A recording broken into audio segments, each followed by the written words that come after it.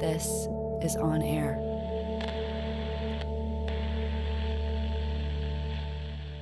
Akil, I know you come from the indie film background, and now you're working with Vice. You know, you talked about corporate work, you talked about commercial work.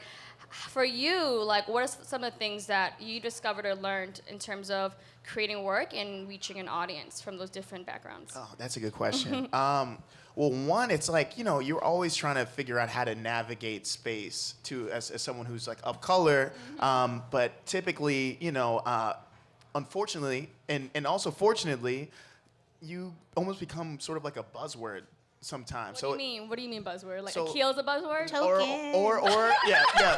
Whether it's diversity or tokenism or even if, like, let's take Black Lives Matter for example. Yes, yeah. So one of the reasons why I even got into filmmaking is because I never saw a civil rights movement around our community, because it was always taught as something that's from the 50s and 60s. Even though you were looking at the same issues we're looking at today, there just wasn't so much of a galvanizing hive mind around it that we've seen because of social media. This is a hashtag.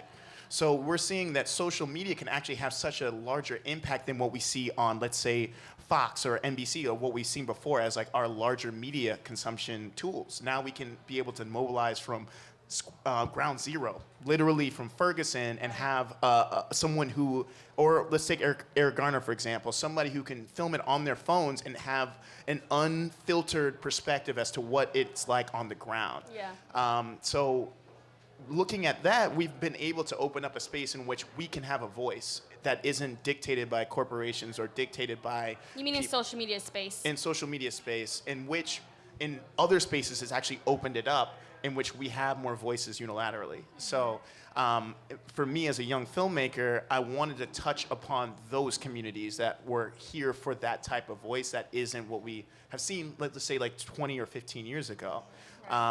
Whether it's Insecure. Insecure is hugely influential because of the conversation that's happening on social media, whether it's everyday people talking about how much they're impacted by the storylines and people. So I try to hit on those types of things, but it's also tough, again, when you're having to, whether it's HBO or you still have to navigate these spaces to talk to your own community. I feel like Vice wouldn't have happened if it wasn't for social media. Like, I feel like a lot of, you know, Vice does the stories that traditional media are scared to do.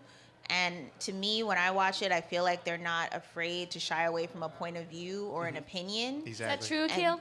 It's true. Yeah. Well, I will say this about Vice. I feel like Vice was able to dominate the millennial digital space more so than other platforms. So whether it was Al Jazeera or Fox or NBC or CNN, they weren't able to. Millennials are more on their computers than on television spaces. So we do have Viceland, but the reason we were able to, let's say, make a deal towards TV is because we already had such a powerful digital presence. So that's why I'm a digital producer. So all my documentaries go online. It gets shared. It's viewed. You can get ad revenue off of that. And it's all because of youth viewership. So that is kind of what's special about Vice, is that they know that being authentic to that generation is what is valuable about bringing someone like me up on board. Yeah. So. I cut you off, Jamila. I'm sorry. Continue. No. Yeah. I want to confirm that theory. I was so lost in what Akil was saying. I was like, what else did I want to say? But no, I actually think, too, because you alluded to this a little bit. So when we talk about that middle audience, so a lot of times that middle audience are not young people, you know, millennials and Gen Z tend to be very kind of social justice minded and oriented already. That's kind of like in our DNA.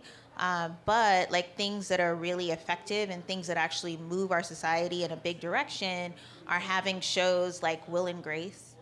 It did so much for marriage equality and acceptance of LGBT plus communities. And I think we ignore that a lot. I know for me, like, the show came on when I was, you know, fairly young, and I really enjoyed it. But there's totally people who had never, at least to their knowledge, had interacted with queer folks. And it created this kind of acceptance, because television, you create a bond with people when they're like in your home every week. So one thing I heard years ago, the what's his name? I forget his actual name, but the guy who plays Jack, right? Like the really flamboyant character. He said he got this piece of fan mail where the person was like, you know, I think your show is despicable. I think that, you know, I'm against everything that you stand for. That being said, it's a fantastic show and I watch every week and I really love it. Wow. So, Yeah. So what does yeah, that I mean? mean, it's that thing of like, that actually starts to, because you're actually just seeing people as people. Like, I think that's what's so important about, you know, like a Fresh Off the Boat and a Master of None, asterisks with all the conversation that's going on right We can there. get into that. We can get into that. Get into that. But I think that's it, right? Like when you just, because a lot of it, what separates us, I find, is that we dehumanize and other people. And so we don't realize that like people are people. People who are different than us are just like people who do the same things that we do every day. So, you know, having stories about families of color and queer folks and trans folks who are just like, oh, I had a really, you know, hard test.